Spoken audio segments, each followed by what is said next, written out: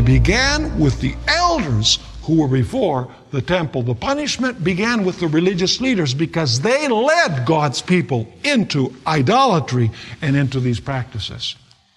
And this was fulfilled, this punishment was fulfilled when Nebuchadnezzar came and destroyed the city of Jerusalem and took the people captive. Let's read about it in 2 Chronicles chapter 36 and verses 15 through 18.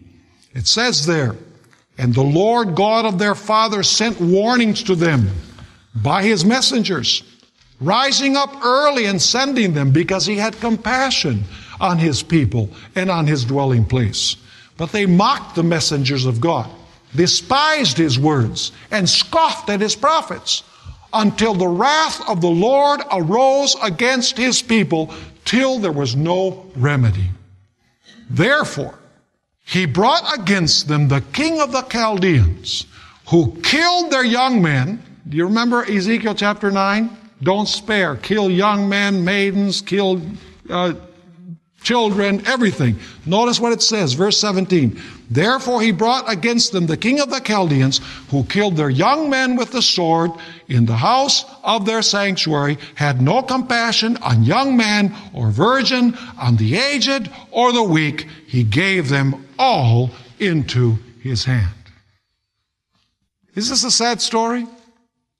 This is a very sad story. In other words, Israel fulfilled the prophecy of Ezekiel 16 and Ezekiel 23 and became a harlot, and therefore the husband destroyed them. Of course, this could never happen to the Christian church. Do you think?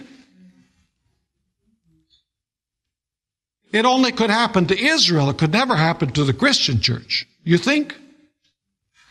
Let's go now and examine this concept with the New Testament church. New Testament Israel. Let me ask you, did Jesus marry his people when he came to this earth? Yes, he did. In a certain sense, he married them. He formed a covenant relationship with them. Notice Ephesians chapter 5, verses 25 to 27. Ephesians 5, 25 to 27. "Husbands, love your wives, just as Christ also what?